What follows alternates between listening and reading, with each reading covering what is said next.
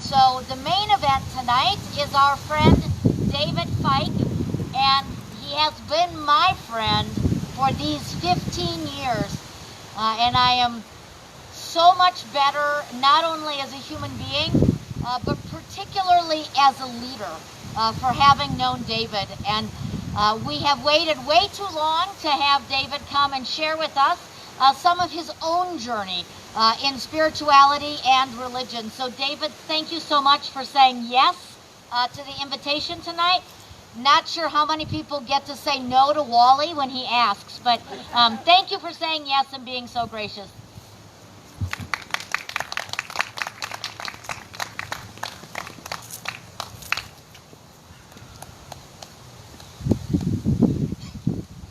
Thank you. Can you hear me?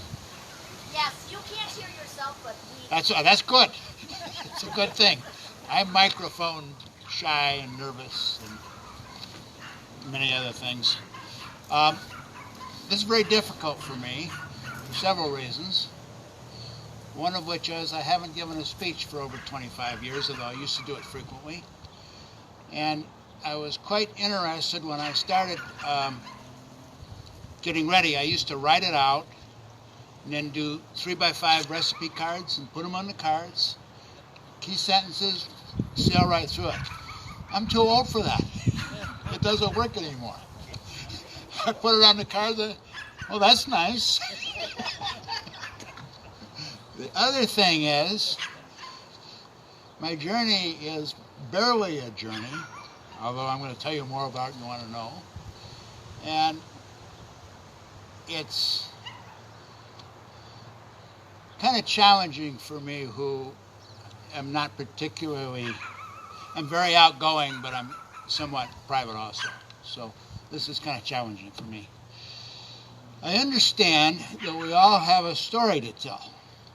And I understand that all of our stories are worth telling. My story, however, has no smoking gun, no aha moment, certainly no obvious revelations or gotchas. The other thing I forgot to say in my brief introduction is that I am going to have to read it. I didn't explain why I was talking about this. So here it is, guys. I'm sorry. I hate people that read speeches.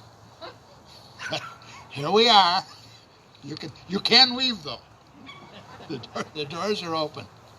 I remember when Gary Sternad and Paul Cowie telling about their spiritual reaction in face of death. I can only be impressed and a little jealous. Like all people my age, I have faced death. We've all one way or another. I've not faced it in circumstances that were particularly exciting or interesting. I didn't go undercover. Now that there's a dog barking behind you, you have to be a little closer to me. Hello. I'm doing a very good job with this, but now the dog never leaves. That dog never leaves. You'll just have to let me know if you're not getting it. I tend to move away also. I didn't go undercover like Gary. I didn't fight a war like Paul. But I have totaled 6 cars, flipped a tractor, been run over by a horse, and fallen when rock climbing. Moments of great danger, seconds of fear, and then on about my business. I didn't have the catharsis that they did.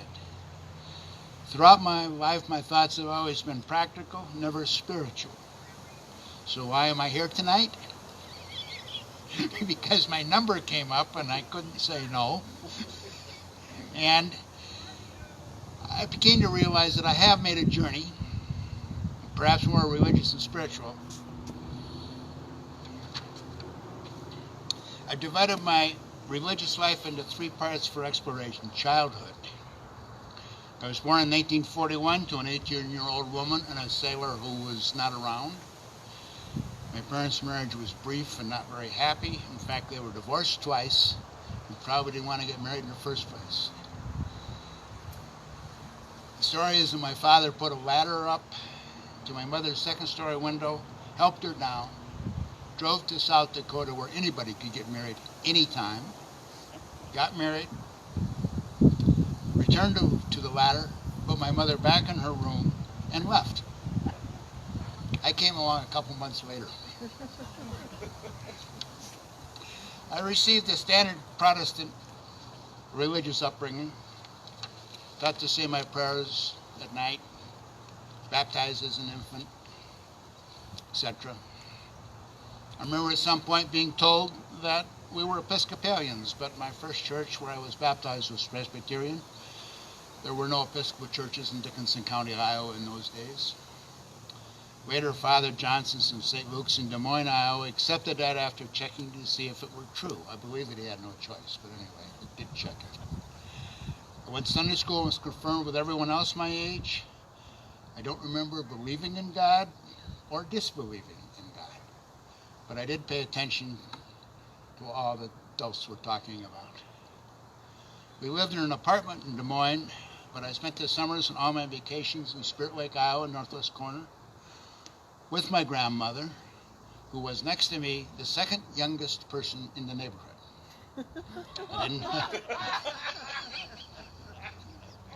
She was, well, my mother was only 18, you know, she might have been 60. I didn't have any friends to hang out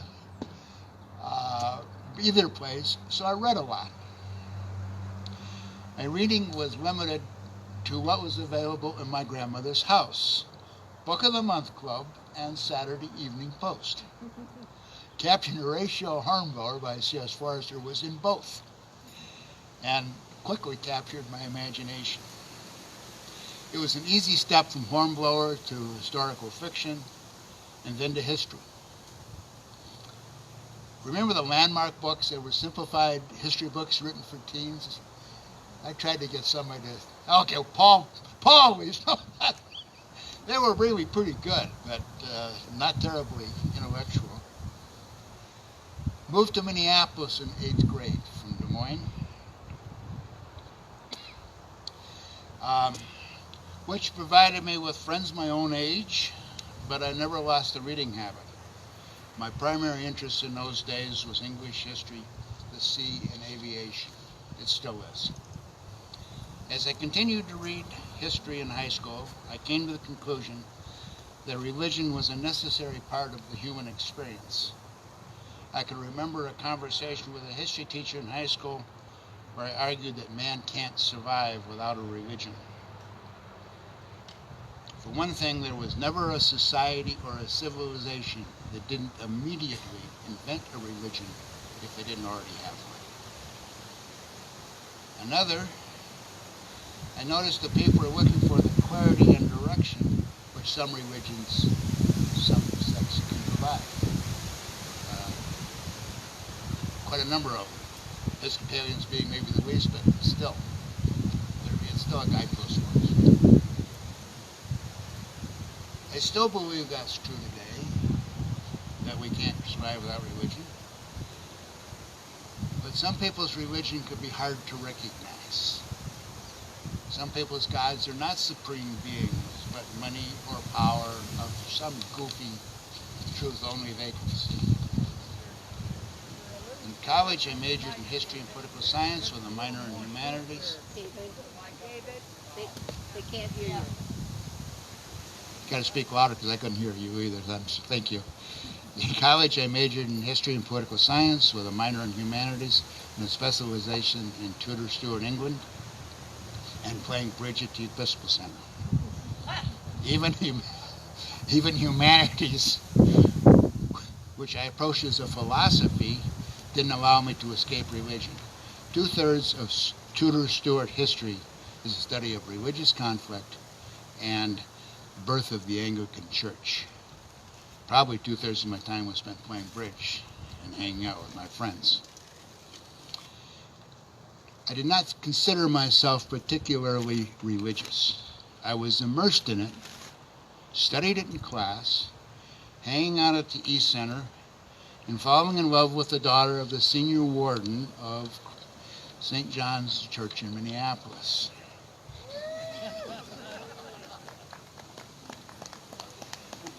My young adulthood strongly reinforced my belief in the importance and value of religion and the conviction that organized religion is more about man than about God. Religion during that time was more of an intellectual experience for me than a spiritual. Adulthood.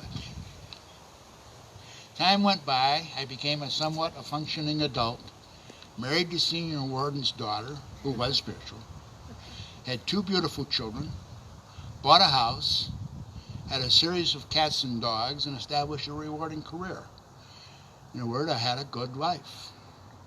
Always belonged to a church, went frequently when the kids were little, saw them baptized and confirmed, tried to teach them to be good, honest people. To my amazement, my son is now an Episcopal priest in St. Elizabeth in Wilmington, Massachusetts. Who knew? As the years went by, I continued to consider religion and its significance in my life and the world around me.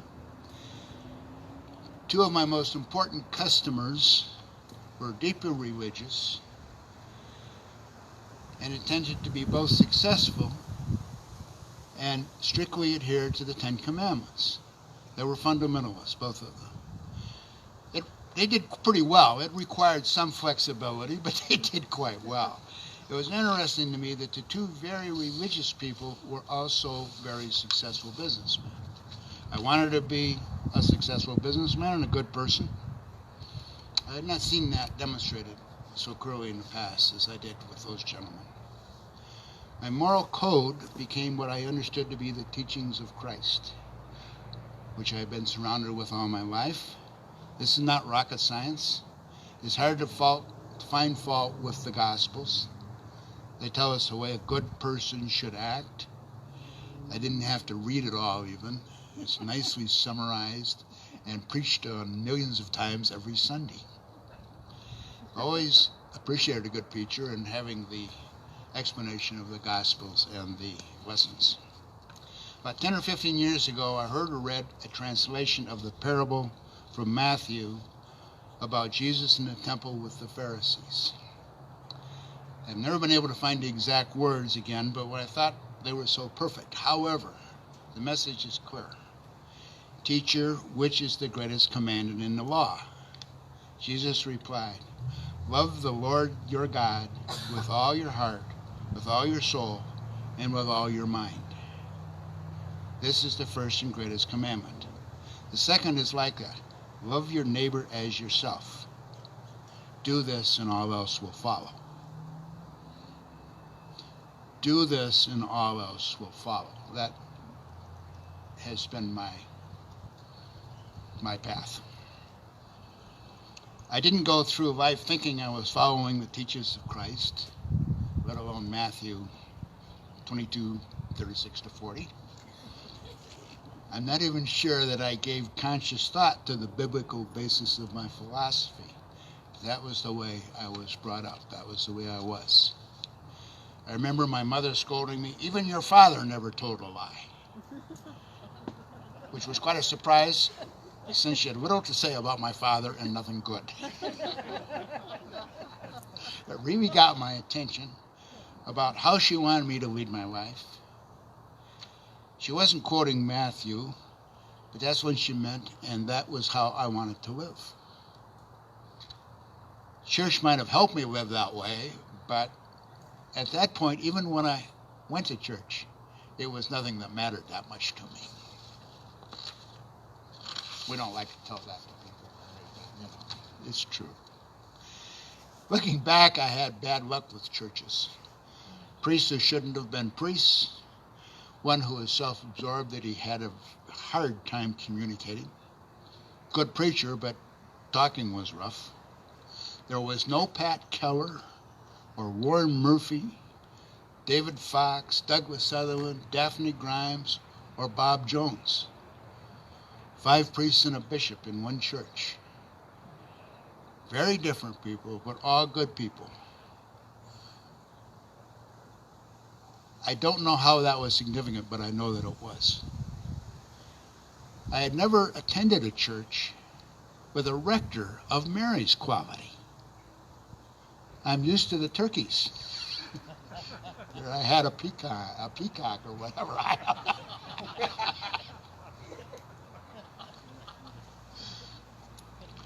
Fogeyhood. Many years ago, I sat in a group of men in coffee hour which included Al Simpson. We were talking about some aspect of aging. I think you've all heard this. And Al said, "Fogeyhood works for me. I'm having fun." How many people have heard him say that? You haven't? Well, I've heard it more than once. And what a good role model. I immediately decided to try to emulate that, and I think it's working for me too. A significant part of making fogeyhood work, and a significant milestone in my journey, was the move to Cody. Being vaguely religious and new in town, we immediately joined Christ Church to meet people. I should mention Mary Jane was more than vaguely religious, but we were on the same page. That's why we came here. It was Warren's last day as a rector, and he dutifully came over and introduced himself after the service to welcome us, and we expressed pleasure at the service and said we planned to join. He said something like, "Great, glad to have you. This is my last day here."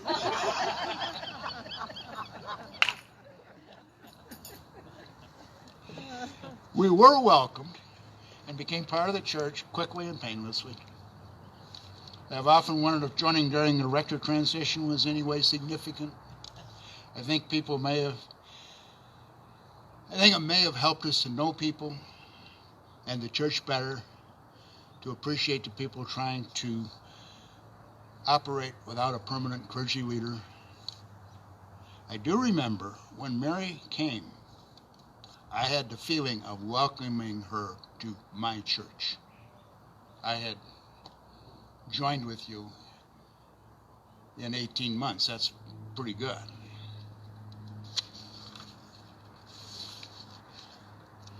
For the first time in memory, I was associated with an organized religious institution that I enjoyed and respected.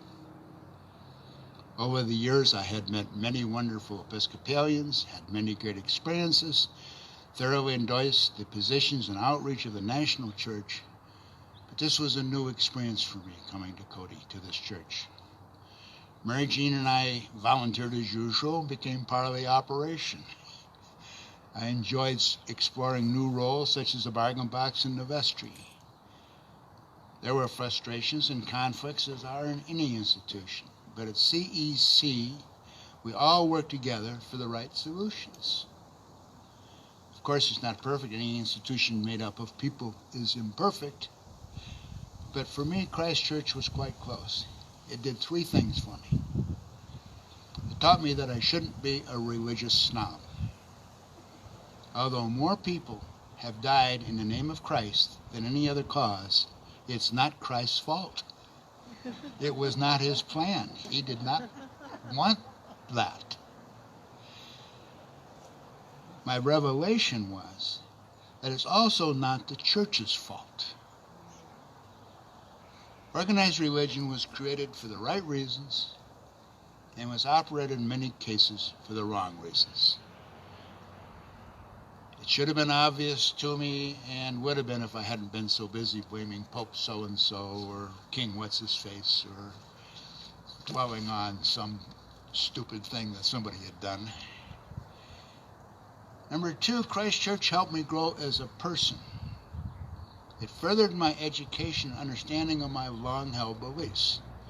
It didn't bring me anything new, but it put what I believed in a little different and a very much better perspective. I could practice the teachings of Christ in little ways on a day-to-day basis here. The small things are very important as training for the big things. Lastly, Christ Church allowed me and forced me to face myself in an effort to discover who I am in what I actually think and believe. It wasn't difficult or frightening, certainly not sudden. It's certain that if you stay awake 15 years of hearing the lessons in the Gospels and the excellent sermons are going to make you think of yourself, which is what men do, and put yourself into the story. Being at Christ Church makes me consider what the message means to me, at least some of the time. So take a young child who wondered what they meant by "now I lay me down to sleep, now I pray my soul, the Lord my soul to keep." Convince him intellectually of the truth and value of the Christian religion. Mature him for about 80 years. Place him in a Christian community. Give him hundreds of lessons and examples of the greatness and the foolishness of his fellow man. And find him standing and talking about God in front of a bunch of people who don't quite know why they're here anyway. That's a journey, and taken as a whole, I think it's a spiritual one. If anybody has any questions, I would be delighted. I've oversimplified and gone over the top of practically everything. But I'd love to now, or thank you. I'd love to now or later discuss any aspect that anybody wants to do. And we're going to get out of here before it gets too cold. Mary Ann. David and I were partners in Yak, and I've always believed when I die, God is going to say to me, "What did you do with the relationships I gave you?" He's the epitome of relationships and what he gives to people. All the kids in Yak, the Simpsons, everybody he meets, Mary, Wally, he is the epitome. You can answer that question quite well. How about thank you? Anybody else? Okay, well, we can get home. Wally, you can get home before dark if you run. Yeah, awesome, David. Thank you. Thank you so much. Thank you. I meant to say that as part of my conclusion. I want to thank you for sort of forcing this on me. It's nothing I wanted to do, and I was very nervous, and I understand my kids might be on Facebook watching me, which is doubly nervous, especially since one of them is a very articulate Episcopal priest. But